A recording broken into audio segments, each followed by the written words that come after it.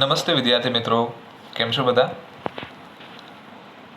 આજે સામાજિક વિજ્ઞાનના આ ડિજિટલ પ્લેટફોર્મ ઉપર આપણે ત્રીજો લેક્ચર ભણી રહ્યા છીએ. પાછલા લેક્ચરની અંદર આપણે જોયેલું હતું કે ભારતનો સાંસ્કૃતિક વારસો કેટલો સમૃદ્ધ છે, સાંસ્કૃતિક વારસાની અંદર કેટલી વસ્તુઓનો સમાવેશ થાય છે, સાંસ્કૃતિક વારસાને સમૃદ્ધ બનાવવા માટે કઈ કઈ પ્રજાતિઓ ફાળો આપેલો હતો, તેમજ સાંસ્કૃતિક વારસાની અંદર જે અવશેષોનો સમાવેશ થાય છે એમનું મહત્ત્વ શું છે. તો આગળ વધીએ આ પ્રકરણમાં. તો આજે આપણે આ પ્રકરણની અંદર આગળ વધીશું અને એની અંદર જે મુદ્દાઓની ચર્ચા કરીશું એમાંનો એક મુદ્દો છે ગુજરાતનો સાંસ્કૃતિક વારસો, કે જેની અંદર આપણે ગુજરાતની અંદર આવેલા વિવિધ સાંસ્કૃતિક વારસાના સ્થળો તેમજ તેના મહત્ત્વ વિશે જાણીશું. આગળ જૈન અને બૌદ્ધ પ્રવાસન સ્થળો, જેમાં આપના મોબાઈલની સ્ક્રીન ઉપર જોઈ રહ્યા હશો, એના વિશે માહિતી લઈશું. ગુજરાતની અંદર આયોજિત થતા મેળાઓ વિશે જાણકારી લઈશું આ લેક્ચરમાં. ત્યારબાદ ભારતની ભૂમિ અને તેના લોકો, ભારતની ભૂમિ ઉપર આવેલી પ્રજાતિઓ અને તેમની અમુક વિશેષતાઓ વિશે આપણે પ્રાથમિક માહિતી લઈશું. ચલો, તો હવે આપણે સ્ટાર્ટ કરીએ. ગુજરાતનો સાંસ્કૃતિક વારસો. જેમ તમે અહીંયા એક ઇમેજ જોઈ રહ્યા છો, લખેલું છે અશોકનો શિલાલેખ. શિલાલેખનું મહત્વ શું છે? સૌથી પહેલા તમને એક પ્રાથમિક માહિતી આપી દઉં. સાંસ્કૃતિક વારસાનું એક મહત્વની વસ્તુ શિલાલેખ. પહેલાના સમયમાં જ્યારે રાજા મહારાજાઓ યુદ્ધ કરતા અથવા તો કોઈ બી વિશેષ ઘટના બનતી, શૌર્યગાથાઓ હોય કે કોઈ પણ હોય, રાજાઓની એક ટેવ એવી હતી કે મારી પ્રજાને મારી જે શૌર્યગાથાઓ હોય અથવા તો મારા દ્વારા કરેલા જે કામો રહ્યા એ હર હંમેશ યાદ રાખવી જોઈએ. એટલા માટે પહેલાંના રાજા મહારાજાઓ પથ્થર ઉપર કોતરણી કરાવતા. એમના આખી સપોઝ કોઈ યુદ્ધ કરેલું હોય કોઈ અન્ય રાજા સાથે ને એમાં એમણે જીત મેળવેલી હોય, તો એ સમગ્ર યુદ્ધ વિશે, એમની શૌર્યગાથાઓ વિશે એ પથ્થરમાં કોતરણી કરાવડાવતા, જેથી કરીને એની પ્રજાને જાણ રહે કે આપણો રાજા કેટલો યશસ્વી છે. તો પથ્થર ઉપર જે કોતરણી કરીને કથાઓ લખવામાં આવે છે અથવા તો લેખ લખવામાં આવે છે એને કહેવામાં આવે છે શિલાલેખ. ચલો, હવે આપણે સાંસ્કૃતિક વારસા વિશે જોઈએ આગળ. સાંસ્કૃતિક, પૌરાણિક અને પુરાતત્વીય મહત્વ ધરાવતા સ્થળોમાં લોથલ, ધોળકા તાલુકો, રંગપુર, લીંબડી તાલુકો, સુરેન્દ્રનગર જિલ્લો, ધોળાવીરા, કચ્છ જિલ્લો, રોજડી અથવા શ્રીનાથગઢ, રાજકોટ જિલ્લો વગેરે મુખ્ય છે. સાંસ્કૃતિક, પૌરાણિક અને પુરાતત્વીય મહત્વ ધરાવતા સિંધુ ખીણની સંસ્કૃતિ, જે ભારતની સૌથી પ્રાચીનતમ સભ્યતાઓમાંની એક ગણી શકાય, એમના અવશેષો આપણા ગુજરાતમાંથી આ સ્થળોએ મળેલા છે. લોથલ, રંગપુર, ધોળાવીરા, રોજડી અથવા તો શ્રીનાથગઢ, ગોંડલની બાજુમાં આવેલા શ્રીનાથગઢ ગામમાંથી પણ એના અવશેષો મળેલા છે. તો જે આપણું પુરાતત્વીય મહત્વ ધરાવતા સ્થળો છે એ 4 છે. આગળ વધીએ. ત્યારબાદ વડનગરનું કીર્તિ તોરણ, જૂનાગઢમાં આવેલો સમ્રાટ અશોકનો શિલાલેખ, મોઢેરાનું સૂર્ય મંદિર, ચાંપાનેરનો દરવાજો, સિદ્ધપુરનો રુદ્ર મહાલય, વિરમગામનું મુનસર તળાવ, અમદાવાદ જામા મસ્જિદ, ઝૂલતા મિનારા, સીદી સૈયદની જાળી, હઠીસિંગના દહેરાની જગ્યાએ દેરા ધ્યાનમાં લેવું, પાટણનું સહસ્ત્રલિંગ તળાવ, વડોદરાનો રાજમહેલ, જૂનાગઢનો મોહબ્બત ખાનનો મકબરો, નવસારીની પારસી અગિયારી વગેરે ઐતિહાસિક મહત્વ ધરાવતા જોવાલાયક સ્થળો છે. પહેલાં જે પ્રજા ગુજરાતની અંદર રાજ કરતી હતી એમના દ્વારા જે સ્થાપત્યો જે તમે અહીંયા ઉદાહરણ સ્વરૂપે જોયા, જેમ કે અમદાવાદની જામા મસ્જિદ છે, ઝૂલતા મિનારા છે, મોઢેરાનું સૂર્ય મંદિર, ચાંપાનેરનો દરવાજો, સિદ્ધપુરનો રુદ્ર મહાલયના અત્યારે ભગ્ન અવશેષો ત્યાં ઉપલબ્ધ છે સિદ્ધપુરની અંદર. તો આ બધા જે વિરાસત, આપણા વારસાના ઐતિહાસિક સ્થળો છે કે આપણને એના ઉપરથી એક અંદાજો લગાડી શકીએ કે પહેલાંના સમયના જે રાજા મહારાજાઓ, જે આપણી પ્રજા હતી, એ કેટલી કલા કૌશલ્યવાન હતી અને કેટલી કોઠાસૂઝ ધરાવતી હતી. ધાર્મિક મહત્વ ધરાવતા સ્થાનોમાં આગળ વધીએ આપણે. ધાર્મિક મહત્વ ધરાવતા સ્થાનોમાં દ્વારકાનું દ્વારકાધીશ મંદિર અને જગદગુરુ શંકરાચાર્યની શારદાપીઠ, 12 જ્યોતિર્લિંગો પૈકીનું સોમનાથ મંદિર, ઉત્તર ગુજરાતમાં અંબાજી, બહુચરાજી અને મહાકાલી માતાજી, મીરાદાતાર, ઉનાવા મહેસાણા જિલ્લો, જૈન તીર્થ પાલિતાણા, રણછોડરાયજી મંદિર ડાકોર અને શામળાજી વગેરે તીર્થસ્થાનો ગણાવી શકાય. ધાર્મિક સ્થાનો અને તીર્થસ્થાનો કે જેનું આપણી પ્રજા ધાર્મિક પ્રજા છે, કે જેમાં આપણે સૌથી વધારે શ્રદ્ધાવાન પ્રજા છીએ. અલગ અલગ ધર્મસ્થાનો તેમજ તીર્થસ્થાનોમાં આપણી આસ્થા રહેલી છે. તો એ પૈકીનું 12 જ્યોતિર્લિંગો પૈકીનું સોમનાથ મંદિર આપણા ગુજરાતની અંદર પણ આવેલું છે, જે આપણા માટે બહુ ગૌરવવંતી બાબત છે. ગુજરાતના જાણીતા ધાર્મિક, સામાજિક અને પ્રવાસનલક્ષી સ્થળોમાં પોળો વિજયનગર, પોલો ફોરેસ્ટ, પોલોના જંગલો જેને કહેવાય એ સૌથી પ્રખ્યાત છે. એડવેન્ચર કરવા માટે, ટુરિસ્ટ ડેસ્ટિનેશન માટે બહુ ખૂબ જ પ્રખ્યાત જંગલો છે. પતંગોત્સવ અને કાંકરિયા કાર્નિવલ, જેના વિશે તમે વાકેફ જ હશો કે જાન્યુઆરી મહિનાની અંદર પતંગોત્સવનું આયોજન થાય છે, તેમજ ડિસેમ્બર મહિનામાં કાંકરિયા કાર્નિવલનું આયોજન પણ થાય છે. તાનારીરી મહોત્સવ, ઉત્તરાર્ધ નૃત્ય મહોત્સવ, રણોત્સવ કચ્છ વગેરેનો સમાવેશ થાય છે. આ બધા મહોત્સવ કરવા પાછળનું કારણ કે જે આપણા પુરાતન વારસાના સ્થળો છે, જે આપણી સંસ્કૃતિ છે, એનાથી નવી પેઢીને અવગત કરાવવી અને નવી પેઢીને જ્ઞાન આપવું કે આપણી પ્રજા અથવા તો આપણી સંસ્કૃતિ શું છે. ગુજરાતના જાણીતા ધાર્મિક, સામાજિક અને પ્રવાસનલક્ષી સ્થળો આગળ વધીએ. આ પેરેગ્રાફ આપણો થઈ ગયેલો છે, માય મિસ્ટેક. જૈન બૌદ્ધ પ્રવાસન સ્થળો, અહીંયા આપણે પહોંચેલા છીએ. ગુજરાતમાં જૈન અને બૌદ્ધ ધર્મનો પ્રચાર પ્રસાર થયેલો. સમ્રાટ અશોકના વખતથી જ જૈન અને બૌદ્ધ ધર્મનો વિકાસ ગુજરાતમાં ખૂબ જ થયેલો હતો, જેથી કરીને આપણે જોઈ શકીએ છીએ કે પાલીતાણાની અંદર સૌથી વધારે જૈન ધર્મના લોકો વસવાટ કરે છે, તેમજ સૌથી મંદિરોનું શહેર જેને કહેવામાં આવે ગુજરાતમાં, પાલીતાણા એ પણ ગુજરાતની અંદર આવેલું છે. આગળ વધીએ.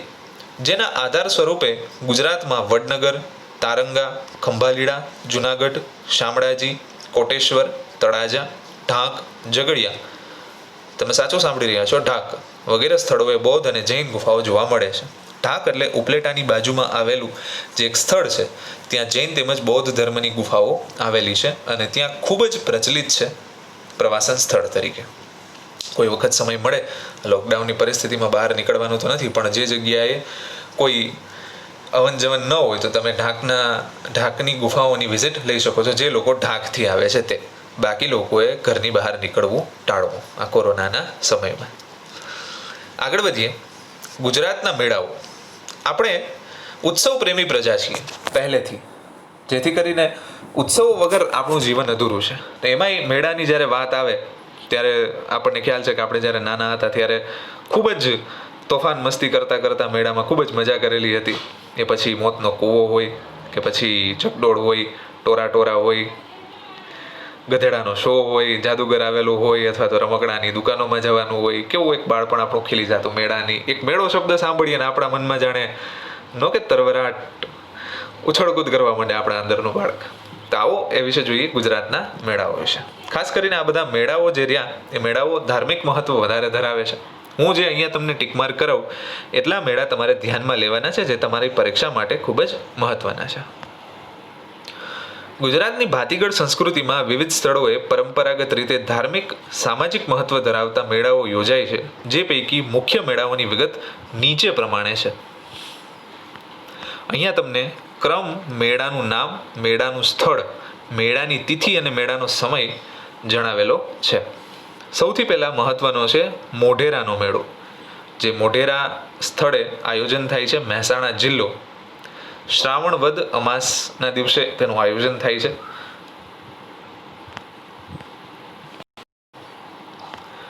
ત્યારબાદ બહુચરાજીનો મેળો. બહુચરાજી જે મહેસાણા જિલ્લામાં જ આવેલું એક સ્થળ છે, ચૈત્ર સુદ પૂનમના દિવસે તેનો મેળો બહુ પ્રખ્યાત છે. ત્યારબાદ ભાદરવી પૂનમનો મેળો. ભાદરવી પૂનમનો મેળો અંબાજી નામના સ્થળે બહુ પ્રખ્યાત છે. આપ સૌને આબુ અંબાજી બંને સાથે જ નામ લેવાય છે અને ત્યાં મેળાનું આયોજન થાય છે. જેમ ભાદરવી પૂનમ લખેલી રહી, તો ભાદરવા મહિનામાં ગુજરાતી મહિનાઓમાંનો એક મહિનો ભાદરવો અને એના પૂનમના દિવસે એનું આયોજન થાય છે. ભવનાથનો મેળો, કોને ન ખ્યાલ હોય આના વિશે? તો ગિરનાર, ગરબો ગિરનાર અને એની ગોદમાં આવેલું ભવનાથ, જુનાગઢ જિલ્લાની અંદર મહાવદ 9 થી 12 તારીખ સુધીમાં તેનું આયોજન થાય છે. તરણેતરનો મેળો. તરણેતરનો મેળો એક રંગબેરંગી કલરવાળી છત્રી હાથમાં લીધેલી યાદ આવે ને એકબીજાના ગળામાં હાથ નાખીને મિત્રો જતા હોય એવો તરણેતરનો મેળો સુરેન્દ્રનગર જિલ્લાની અંદર જેનું આયોજન થાય છે. ભાદરવા સુદ 4 થી 6 તારીખ સુધી તેનું આયોજન થાય છે. ત્યારબાદ ભડિયાદનો મેળો. ભડિયાદ અમદાવાદ જિલ્લાની અંદર આવેલું એક સ્થળ, મુસ્લિમ ધર્મની અંદર ખૂબ જ એક શ્રદ્ધાપૂર્વકનું તીર્થસ્થાન તમે કહી શકો, કે જેમાં રજબ મહિનો એટલે ઇસ્લામિક કેલેન્ડર પ્રમાણેનો મહિનો છે, જેમાં જેવી રીતે ગુજરાતી મહિનાઓની અંદર કારતક, માગસર, સુદ આ રીતના મહિનાઓ આવે છે, એ રીતે રજબ મહિનો ઇસ્લામિક કેલેન્ડર પ્રમાણે આવે છે. તો એની 9, 10 અને 11 તારીખે એ મેળાનું આયોજન થાય છે. ત્યારબાદ માધવપુરનો મેળો. માધવપુર સ્થળ પોરબંદર, ચૈત્ર સુદ 9 થી 13 તારીખ સુધી તેનું આયોજન થાય છે. ત્યારબાદ વૌઠાનો મેળો. ધોળકા તાલુકાની અંદર અમદાવાદ જિલ્લો, કારતક સુદ પૂનમના દિવસે વૌઠાના મેળાનું આયોજન થાય છે. મીરા દાતારનો મેળો, ઉનાવા, મહેસાણા. મીરા દાતાર ખૂબ જ મુસ્લિમો તેમજ હિન્દુ અને મુસ્લિમની એકતાનું પ્રતીક પણ કહી શકો, અને મુસ્લિમ સમુદાય માટે ખૂબ જ શ્રદ્ધાપૂર્વકનું તીર્થસ્થાન. શ્રદ્ધાળુઓ ત્યાં ખૂબ જ આસ્થાથી આ મેળાની અંદર ભાગ લે છે. રજબ મહિનાની 16 થી 22 તારીખ સુધીમાં તેનું આયોજન થાય છે. ડાંગ દરબાર, આદિવાસીઓ માટેનો પ્રચલિત મેળો. આહવા એક સ્થળ આદિવાસી વિસ્તારનું ડાંગ જિલ્લાની અંદર, ફાગણ સુદ પૂનમના દિવસે તેનું આયોજન થાય છે. ગોળ ગધેડાનો મેળો, ગરબાડા, દાહોદ જિલ્લો, હોળી પછીના 5મા કે 7મા દિવસે. એટલે એવું નથી હોતું કે ત્યાં ગોળ આકારના ગધેડા હોય છે, પણ ત્યાં એ મેળાની અંદર ગધેડાઓની આપલે થાય છે, મતલબ વેચાણ અર્થે ત્યાં માણસો ભેગા થાય છે, એટલા માટે ગોળ ગધેડાનો મેળો કહેવામાં આવે છે. ત્યારબાદ છે કાર્તિકી પૂર્ણિમાનો મેળો. સોમનાથ, ગીર, આપણો જે જિલ્લો રહ્યો સોમનાથની અંદર એનું આયોજન થાય છે કાર્તિકી સુદ પૂનમના દિવસે. તો આટલા મેળાઓ ખાસ તમારે યાદ રાખવા જરૂરી છે.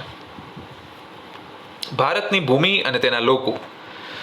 ચલો આવો જોઈએ આપણો છેલ્લો ટોપિક આ લેક્ચરનો. આદિમાનવ પૂર્વ દક્ષિણ આફ્રિકામાં ઉત્પન્ન થયા. ભારતના ભાતીગળ વારસા અને સમૃદ્ધિના આકર્ષણના કારણે અનેક વિદેશી પ્રજાઓ ભારત તરફ આકર્ષાય.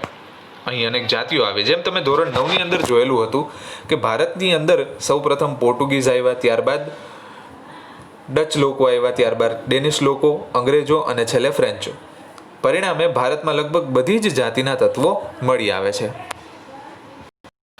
ભારતમાં દ્રવિડ પ્રજાની ગણના પ્રાચીનતમ પ્રજા તરીકે થતી હતી, પરંતુ નૃવંશ શાસ્ત્રીઓ અને ભાષાશાસ્ત્રની અદ્યતન શોધખોળોથી એવું જાણવા મળ્યું છે કે દ્રવિડો અને બીજી 6 જેટલી ભિન્ન ભિન્ન પ્રજાઓ પણ અહીં રહેતી હતી. સૌપ્રથમ એવું માનવામાં આવતું કે દ્રવિડ પ્રજાતિના જે લોકો રહ્યા સૌથી પુરાતન પ્રજા છે, પરંતુ ભાષાશાસ્ત્ર અને નૃવંશ શાસ્ત્રીઓ મતલબ કે પુરાતત્વ શાસ્ત્રીઓનું માનવું એવું છે કે દ્રવિડો પહેલા પણ ભારતની અંદર પ્રજા વસવાટ કરતી હતી. ચલો આવો એ પ્રજા વિશે માહિતી મેળવીએ. સૌથી પહેલા છે નેગ્રીટો, હબસી પ્રજા. ખાસ કરીને ગુજરાતમાં તમે જોશો કે સાસણની અંદર જે ધમાલ નૃત્ય કરે છે એ સીધી લોકોનું નામ નેગ્રીટો છે, અને એમને હબસી પ્રજા તરીકે ઓળખવામાં આવે છે. નેગ્રીટો અથવા નિગ્રો જાતિ હબસીઓ ભારતના સૌથી પ્રાચીન નિવાસીઓ છે. કેટલાક ઇતિહાસકારોનું માનવું છે કે નેગ્રીટો અથવા નિગ્રો આફ્રિકામાંથી બલુચિસ્તાનના રસ્તે થઈ ભારતમાં આવેલા. તેઓ વર્ણે શ્યામ, 4 થી 5 ફૂટ ઊંચા અને માથે વાકડિયા વાળ ધરાવતા હતા.